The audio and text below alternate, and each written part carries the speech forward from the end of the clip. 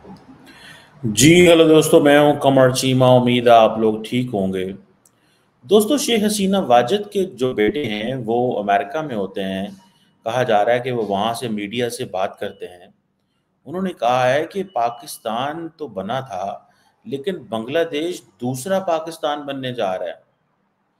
ये क्यों कहा उन्होंने?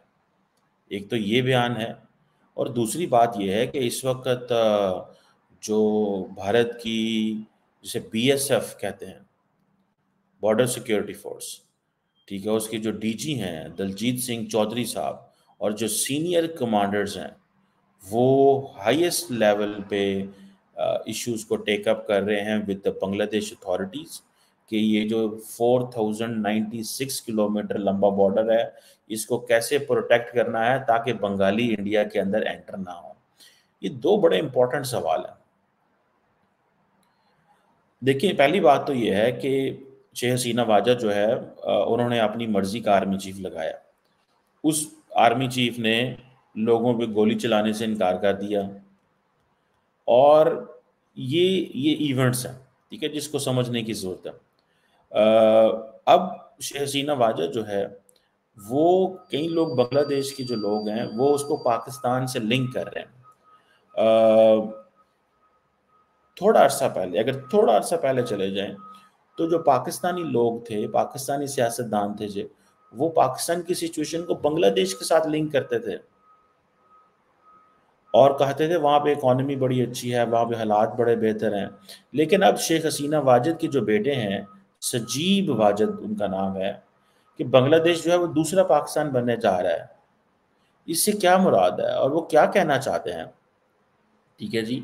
और याद रखिएगा कि ये जो सजीद वाजिद हैं, ये प्राइम मिनिस्टर शेख हसीना वाजिद के मशीर भी रह चुके हैं।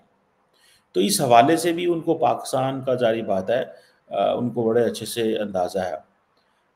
इसका मतलब क्या है? वो समझते हैं कि बांग्लादेश भी पाकिस्तान बनने जा रहा है, यानी कि पाकिस्तान की पॉलिटिकल सिचुएशन की तरह बनने जा रहा है।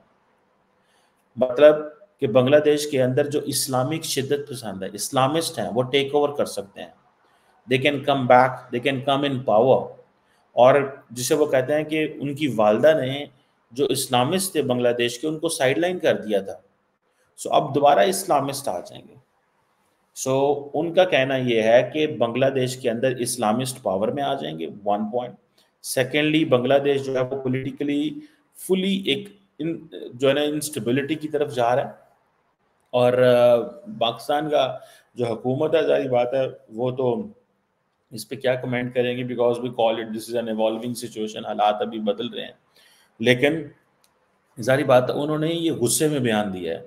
उनका ये बयान कि बांग्लादेश पाकिस्तान बनने जा रहा है, वो समझते हैं कि बांग्लादेश के अंदर अगर मौलवी आ गए, इस्लामी जमातें आ गईं, तो जैसे पाकिस्तान की हालत है कि यहाँ मिलिटेंट ऑर्गेनाइजेशंस हैं, कई जगहों पे टेररिस्ट ऑर्गेनाइजेशंस हैं, कई जगहों पे ऐसा कॉन्स्टिट्यूशन उस वक़्त इस्लामिस्ट ने बनाया, जिसमें पाकिस्तान जो है वो, उसको लार्जली एक चीज़ जगह में फिट कर दिया गया कि उसमें माइनॉरिटीज़ के साथ ज़्यादती हो गई है। जैसे कि फॉर एग्ज़ाम्पल अक्सर कहा जाता है कि पाकिस्तान के अंदर जो ब्लास्फेमी लॉ है, उसको 99.99% मिसयूज़ किया जाता है। उस लॉ को 99.99% मिसयूज़ किया जाता है।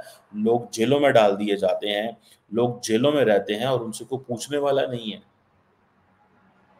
और ये जो बात है कि देखें, बैक इन 1971 आप चले जाएँ, तो बांग्लादेश जो था वो, उसे, जिसे वो कहते हैं ना कि उसकी बुरे हालात थे, गुर्बत थी, इकॉनमी ठीक नहीं थी, लेकिन over the period of time उन्होंने बड़ी मेहनत की। और आपको याद होगा कि अमेरिका के एक सेक्रेटरी ऑफ स्टेट होते थे, उन्होंने एक बांग्लादेश को बास्केट केस कहा था, ठीक है जी।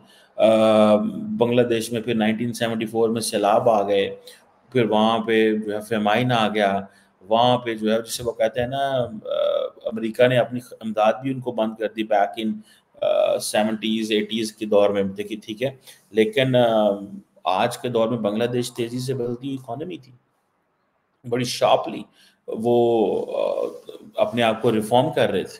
लेकिन क्वेश्चन ये है कि शेख हसीना वाजिद के जो बेटे हैं, वो अगर ये कहते हैं कि पाकिस्तान जो है वो एक इस्लामिस्ट कंट्री है, तो इसमें तो कोई शक नहीं है कि पाकिस्तान एक इस्लामिक कंट्री है और इसमें उस वक़्त के लोगों ने ये फ़ैसला किया कि हम एक इस्लामिक मुल्क बनने जा रहे हैं। लेकिन पाकिस्तानी जो हैं, वो कई बंगाली ये भी कहते हैं कि पाकिस्तान से ज़्यादा खतरा है कि बांग्लादेश जो है वो अफ़गानिस्तान बनने का खदशा है। ठीक है जी। सो इस वक़्त दुनिया जो है वो बांग्लादेश को इस लेंस से देख रही है कि मौलवी वहाँ पे वापस आ सकते हैं, जमात-ए-इस्लामी वापस आ सकती है, बीएनपी वापस आ सकती है। सो मेजॉरिटी लोग जो है जिनकी टेंडेंसी जो है वो इस्लामिस्ट है, वो पावर में आ सकते हैं। अब होता ये है, देखिए किसी भी मुल्क के अंदर जब कोई हुकूमत आती है तो उसको लेजिटिमेसी चाहिए होती है, या उसको इंटरनल लेजिटिमेसी चाहिए होती है या एक्सटर्नल लेजिटिमेसी चाहिए होती है। ये जो लेजिटिमेसी बांग्लादेश की शेख हसीना वाजिद को थी, लार्जली ये लेजिटिमेसी उनको इंटरनल भी थी, लेकिन एक्सटर्नल लेजिटिमेसी भी थी उनकी। और यही वजह है कि आप देखें कि जैसे ही उनकी एक्सटर्नल लेजिटिमेसी खत्म होती गई, इंटरनल लेजिटिमेसी पे क्वेश्चन लगने शुरू हो गए, तो वो अपनी पावर जो है वो खो गई। ठीक है जी। तो ये चीज़ें जो हैं जिसे वो कहते हैं ना, ये चीज़ें हैं। अब लेजिटिमेसी के लिए कोशिश तो करनी पड़ती है। सो उन्होंने ये जो बात की है कि पाकिस्तान बनने जा रहा है, मैं ज़ाहिर बात है शेख हसीना वाजिद के बेटे को पाकिस्तान के ऊपर गुस्सा है, बिकॉज़ उन्होंने जो तारीख सुनी अपने जिसे वो कहते हैं ना वालिद के बारे में, ठीक है? उन्होंने जो तारीख देखी, उनको जब वो बड़े हो रहे थे, तो पाकिस्तान के बारे में जो उन्होंने बातें की, ज़ाहिर बात है दे बिलीव कि अ, वो एक अच्छी मेमोरी तो उनके लिए नहीं होगी। और आपको पता है कि अक्सर लोग कहते हैं जी कि पाकिस्तान जो है ना उसके बांग्लादेश के साथ ताल्लुकात बेहतर होंगे। I don't believe in this. उसकी वजह ये है कि वहाँ पे जो लोग मौजूद हैं, उनकी 50 साल की एक मेमोरी है पाकिस्तान के मामले मामले में। ना सोसाइटियल कनेक्शन है, ना पॉलिटिकल कनेक्शन है, ना इकोनॉमिक कनेक्शन है और किसी किस्म का कोई कनेक्शन नहीं है। लोग बातें कर रहे हैं जी कि इंडिया जो है ना वो मुश्किल में होगा, इंडिया के लिए प्रॉब्लम होगा बांग्लादेश में। मुझे नहीं लगता। For a moment there is a shock in India. The shock is because they invested heavily on on Hasina Wajed. उसके ऊपर बड़ा लंबा चौड़ा उन्होंने इन्वेस्ट किया। ठीक है जी। अब इतना लंबा चौड़ा इन्वेस्ट किया तो ज़ाहिर बात है, होता तो है ना, आपका जब एक एसेट चला जाए तो वन फील्स कि क्या हुआ है, ये क्यों ऐसे हुआ है। ठीक है।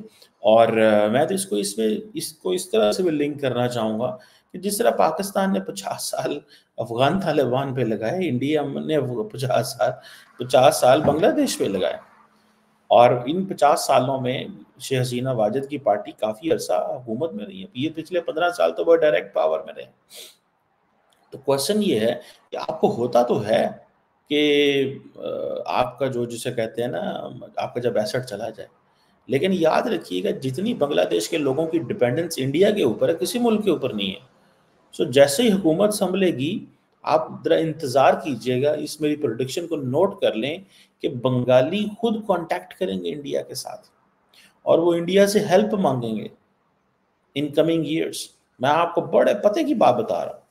उसकी वजह ये है कि जितनी वहाँ पे हालात ख़राब हैं, गुर्बत है, इकोनॉमी के मसले हैं, यूथ है, ये यूथ जो है, एक होता है कि आप जो सिचुएशन पैदा हो रही है ना, उसमें एक आप कह सकते हैं जी, हाँ जी, हमें थोड़ी देर के लिए गुस्सा है, लेकिन लेटर ऑन ऐसे थोड़ा ही होता है। ठीक है जी। लेकिन लेटर ऑन उनको बांग्लादेश से एंगेज करना पड़ेगा। अब इंडिया से एंगेज करना पड़ेगा। आप मुझे ये बताएँ कि ये जो बॉर्डर सिक्योरिटी फोर्स है, हाई अलर्ट पे, किस लिए हाई अलर्ट पे है? वो भाई बांग्लादेश के लोग समझते हैं कि स्टेबिलिटी इंडिया में है, so we need to get into India. तो वो जो स्टेबिलिटी के लिए वो इंडिया जा रहे हैं, तो आप अभी इंडिया जा रहे हैं, इलीगली इंडिया जाना चाहते हैं। इंडिया की जो बॉर्डर सिक्योरिटी फोर्स है उनको रोकना चाहती है। इंडिया ने अपने तमाम बीएसएफ ने अपने तमाम फील्ड कमांडर्स को जो ऑन ग्राउंड डिप्लॉय कर दिए हैं। ठीक है जी। वो ऑन ऊपर मौजूद हैं। ठीक है जी। और तमाम लोगों की छुट्टियां कैंसिल कर दी गई हैं। बांग्लादेश जो है वो इतने बड़े पैमाने पे ये जो प्रोटेस्ट हो रहे हैं, एक इतने बड़े पैमाने के ऊपर जिसे कहते हैं ना, बंगला इंडिया की नेवी आर्मी जो है वो डिप्लॉय कर दी गई है। उनको पता है कि क्या हालात होंगे आइंदा आने वाले दिनों में। ठीक है। अब जो पर्टिकुलरली वेस्ट बंगाल जो है वो तकरीबन 2200 किलोमीटर का बॉर्डर है बांग्लादेश के साथ। फिर त्रिपुरा जो है उसका कोई 800 साढ़े 800 किलोमीटर लंबा बॉर्डर है।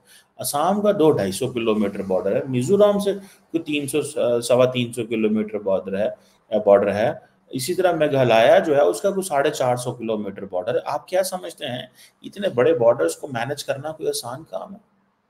ठीक है जी, जब से शेख हसीना वाजिद वहाँ से निकली हैं, आप क्या समझते हैं कि लोग सोचते नहीं कि अब बांग्लादेश में रहना मुश्किल काम है? क्योंकि वहाँ पे लोग जो हैं, एक-दूसरे के साथ लड़ रहे हैं, झगड़ रहे हैं और उनकी जो ज़िंदगी है मुश्किल होती जा रही है। इकॉनमी उस तरह नहीं रही, स्कूल बंद है, कॉलेजेस बंद है, पुलिस छुट्टियों पे चली गई है, पुलिस डरती है कि हमें जो है वो मारेंगे अवाम। सो इस तरह की जो चीज़ें हैं वो मुझे आई कैन अंडरस्टैंड। ठीक है। अब हुकूमतें इंडिया जो क्या उसे कहते हैं, बांग्लादेश की हुकूमत भी कर्फ्यू-शर्फ्यू लगा रही है कि और इंटरनेशनल बॉर्डर के ऊपर, ठीक है जी। अब देखना ये है कि कैसे ये आइंदा आने वाले दिनों में चलेगा निज़ाम, कैसे चीज़ें बेहतर होंगी? क्या ऐसे ही जो बॉर्डर पे अगर दुनिया आती रही इंडिया के बॉर्डर के ऊपर और इंडिया की जो बीएसएफ है उन्हें वा देखिए ये होता है सिचुएशन, एक वक़्त हुआ करता था कि अक्सर जब आपको पता है अफ़गानिस्तान के अंदर हालात ख़राब हुए, तो अफ़गानियों ने बड़ी तादाद में पाकिस्तान आए हैं।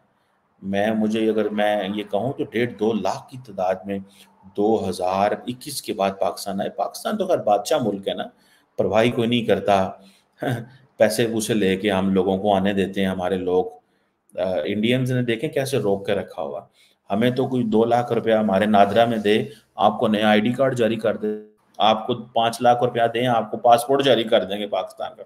और बताएँ आपने किधर जाना है? हुक्म करें, हमारे लिए क्या हुक्म है? 5-7 लाख में यानी कि $2000 में पाकिस्तान में आपको नेशनैलिटी जो है ना तैयार कर दी जाती है। तो इंडियंस तो नहीं ऐसे करते। अब हमने जब अफ़गानिस्तान 15 अगस्त 2021 में अफ़गानिस्तान में तालिबान आए तो वहाँ से लोग भागे। आपने वो देखे ऑप्टिक्स के लोग जहाज़ों में कैसे लटक रहे थे। तो बहुत सारे लोग पाकिस्तान आए, भागे पाकिस्तान, इल्लीगली भागे और वो अभी भी पाकिस्तान में मौजूद हैं। तो उस वक़्त भारत के लोग अक्सर मीडिया में कहता था कि क्यों नहीं आने दिया जा रहा? और जब पाकिस्तान इल्लीगल अफ़गानियों को निकालता था, तो कहते थे क्यों निकाल रहे हो? ठीक है, आप वो ऐसे निकालना गलत है, ये है। आज जब इल्लीगल लोग इंडिया के अंदर एंटर हो रहे हैं, तो वो कह रहे हैं हमें नहीं एंटर होने देना। बिल्कुल सही कह रहे हैं, नहीं एंटर होने देना चाहिए इंडिया की हुकूमत को। क्यों भाई? इंडिया के अंदर क्या ऑलरेडी लोग मौजूद नहीं है इतनी बड़ी तादाद में? और देखें इंडिया के अंदर क्या इकोनॉमिक चैलेंजेस नहीं है? नरेंद्र मोदी जो है बेशक वो मैक्रो इकोनॉमी के हवाले से बड़ा काम कर रहे हैं, बट अदरवाइज़ उनके लिए भी तो बहुत सारे मसले हैं। और वो समझते हैं कि हमें इन मसलों को हल करने के लिए एक स्ट्रॉन्ग सोसाइटी चाहिए। सो ये जो बीएसएफ ने इसीलिए हाई अलर्ट किया इंडिया बांग्लादेश बॉर्डर के ऊपर। ऑलरेडी उनका म्यांमार के ऊपर मसला बना हुआ है भाई। उनका म्यांमार के साथ मसला बना हुआ है। वो समझते हैं कि हमने म्यांमार से भी लोग जो हैं वो आते-जाते रहते हैं। अब देखिए ना, इंडिया के जो ईस्ट में म्यांमार है और बांग्लादेश है, दोनों मुल्क जो हैं वो इस वक़्त क्राइसिस है वहाँ पे। दोनों लोग एंटर होना चाहते हैं। वेस्ट में इंडिया के आप आ जाएँ, पाकिस्तान है और अफ़गानिस्तान है।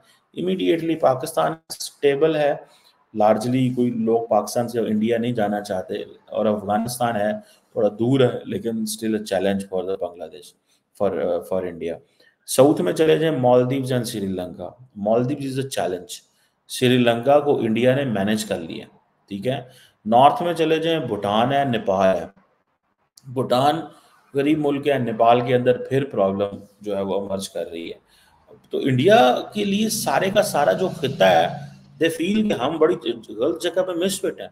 एंड देन चाइना, ठीक है? नॉर्थ में चाइना है। तो अगर आप उनको देखें तो वो इंडियंस तो बड़े परेशान हैं इस हवाले से कि हम क्या करें और क्या ना करें और हम किधर जाएँ और किधर ना जाएँ। ठीक है। So these things are very significant in coming days and times. जो मेरी नज़र में जो मैं ज़ाती तौर पे समझता हूँ कि बांग्लादेश के जो लोग हैं उनको ये महसूस नहीं करना चाहिए कि पाकिस्तान बनने जा रहा है। शेख हसीना वाजिद के बेटे ने जो बयान दिया वो तो गुस्से में दिया है और जारी बात है उनका गुस्सा बनता है, हालांकि इसमें पाकिस्तान का तो कोई किरदार नहीं है। अगर पाकिस्तान का किरदार होता, हालांकि बहुत सारे लोग कह रहे हैं आईएसआई का किरदार है, पाकिस्तान की फौज का किरदार है, ना इसमें चाइना का किरदार है ना पाकिस्तान का किरदार है। अगर ऐसी बात होती तो मेरा ख्याल है Pakistan and China are the by standards, बाहर से बैठ के सड़क पे बैठ के देख रहे हैं दाएं बाएं की हो रहे हैं। हमारे पास इतने अगर रिसोर्सेज हों तो हम पाकिस्तान में जो प्रोटेस्ट हो रहे हैं वो ना बंद करा लें। हमारे इस वक्त गिलगित में 13 दिन हो गए हैं प्रोटेस्ट हो रहे हैं, गवादर में आज मेरे ख्याल है 2 हफ्ते हो रहे हैं प्रोटेस्ट हो रहे हैं, कश्मीर में इतने लंबे चौड़े प्रोटेस्ट हुए। तो पाकिस्तान की जो हुकूमत है वो तो ऑलरेडी बेचारी इस काबिल ही नहीं है कि वो कुछ चीज़ों को प्रोटेक्ट कर सके या चीज़ों को मैनेज कर सके। सो ये this seems very very very very वो जिसे कहते हैं ना कि बड़ा स्ट्रेंज सा मुझे लग रहा है how things are being shaped and how things are looking. लेकिन what I understand as a student of politics कि इंडिया को हैविली अपने बॉर्डर्स को प्रोटेक्ट करना चाहिए। देखिए एक कॉन्सेप्ट होता है इंटरनेशनल पॉलिटिक्स में, we call it as a societal security. India की societal security can be at risk if there is an influx of hundreds of thousands of Bengalis in India.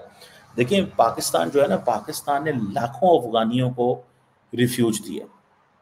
यही बात है कि एक तो वो अफगानी है ना जो यूएन की लिस्ट में है, यूएनएचसीआर की, जो पाकिस्तान के अंदर रह रहे हैं। एक वो अफगानी है जो लाखों की तादाद में पाकिस्तान में और इलीगल है, और वो कहते हैं हमने रहना भी इधर है, हमें कोई निकाल के दिखाए। और उन्होंने और ऐसे लाखों अफगानी हैं जिन्होंने पाकिस्तान में पैसे दे के आइडेंटिटी कार्ड और खरीद लिया है, जो होता है पासपोर्ट खरीद लिए हैं। उसकी वजह यह है कि क्योंकि पश्तून बड़ी तादाद में इस साइड पे on this side of the border बसते हैं, फिर उन्होंने आके शादियां कर ली हैं, बिजनेस कर ली हैं, बड़ी तादाद में वो कारोबार कर रहे हैं करोड़ों को। आपको मैं बात बताऊं, अफगानी पाकिस्तान में आके करोड़पति अरबपति हो गए हैं। और मैं ये आपको just not saying for the sake of saying, आप कराची, इस्लामाबाद, लाहौर, कोयटा और पेशावर में जाके देखें, the Afghanis have earn billions of rupees in Pakistan, billions कमाए हैं उन्होंने, ठीक है। और वो सारे के सारे लार्जली अनडॉक्यूमेंटेड इकोनॉमी पे यकीन रखते हैं। उन्होंने पाकिस्तान में आके पैसा बहुत कमाया है। यही तो बात कभी कभी पाकिस्तानियों की मुझे समझ नहीं आती कि अफगानी अफगानिस्तान से आके पाकिस्तान में अरबों रुपए कमा जाते हैं, इतने बिजनेस करते हैं, पाकिस्तानी उठते हैं पाकिस्तान से डंकियां लगाते हैं और यूरोप और मिडल ईस्ट और पता नहीं कहाँ कहाँ पहुँचते हैं कि हम वहाँ जाके काम करेंगे और वहाँ जाके धक्के खाते हैं। अब मैं देखता हूँ अपने भाइयों को यहाँ पे यूरोप में, और मैं देखता हूँ कि बेचारे किस तरह जो है वो बड़ी मुश्किल जिंदगियां गुजार रहे हैं। बहरहाल they have made their choices, but the question here is कि वन, शेख हसीना वाजिद साहिबा के जो बेटे का जो स्टेटमेंट है, दैट इज प्राइमरली मैं ज़ाती तौर पर समझता हूँ इज समथिंग जो गुस्से में इन्होंने दिया पाकिस्तान के हवाले से। वो समझते हैं कि पाकिस्तान जो है ना इज अ लॉलेस प्लेस, वहाँ पे मौलवी आ गए हैं, वहाँ पे मिलिटेंट हैं, वहाँ पे दहशतगर्द हैं, वहाँ पे इस तरह की हालात हैं। और वो समझते हैं कि अगर मैं ऐसी स्टेटमेंट दूंगा, और उन्होंने कहा है कि पाकिस्तान की आईएसआई जो है और पाकिस्तान की जो हुकूमत है या फौज है या वो लोग पीछे हैं इन चीज़ों के। Obviously nobody buys this theory, but definitely हर बंदे को इस चीज़ का पता है कि ये लोकल इंडिजिनस प्रोटेस्ट है। लेकिन obviously he has an opinion, he is entitled to his opinion. और बिकॉज पाकिस्तान एक रेफरेंस है, देखिए Pakistan is a reference, Pakistan is a reference, ठीक है ना जी, इन बांग्लादेश। क्योंकि जैसे वो भी क्या नाम है उनका, मोहम्मद यूनुस साहब जो हैं वो आए हैं, तो उन्होंने कहा जी कि ये हमारा सेकंड विक्ट्री डे है, मतलब एक आज़ादी हमने 1971 में ली थी और एक हमने अभी ली है। So he is giving a message दे रहा है कि हमने जो उस वक्त किया था तब भी ठीक था और जो अभी कर रहे हैं तब भी ठीक है। सो ये चीज़ें जो हैं वो हैं, let's see what comes out of this, and particularly ये इंडिया की बॉर्डर सिक्योरिटी क्या करती है, बिकॉज हज़ारों की तादाद में जो लोग हैं वो डिप्लॉय कर दिए हैं इंडिया ने। और इंडिया को इस चीज़ का बड़े अच्छे से पता है कि ये लोग अगर इंडिया में एंटर हो जाते हैं तो इंडिया के हालात बेहतर नहीं होंगे। आपको पता है इंडिया म्यांमार के साथ क्यों अच्छे अंदाज से एंगेज है?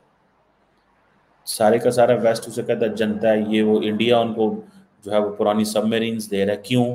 बिकॉज इंडिया को पता है भाई इनसे काम लेना है, इनको कहना है रोक रखो इन लोगों को। जो इंडिया और म्यांमार के बॉर्डर्स के ऊपर जो कबीले रहते हैं उनकी आपस में लड़ाइयाँ होती रहती हैं। सो उनको रोक के रखना है, कैसे रखना है? एंड देन बड़ी तादाद में अगर वो इंडिया में घुस जाते हैं तो इंडिया के लिए लॉ एंड ऑर्डर है का मसला है। 1.4 बिलियन की तो ऑलरेडी आबादी है वो, तो कैसे मैनेज करेंगे वो? तो ये चीज़ें हैं। So India is living in a rough neighbourhood. उनकी नेबरहुड बड़ी रफ है फॉर देम। उनके लिए इसीलिए तो कहते हैं कि एक लार्जर स्टेबल साउथ एशिया चाहिए। पिक एंड चूज करने से चीज़ें उस तरह बेहतर नहीं हो सकती। That's my opinion.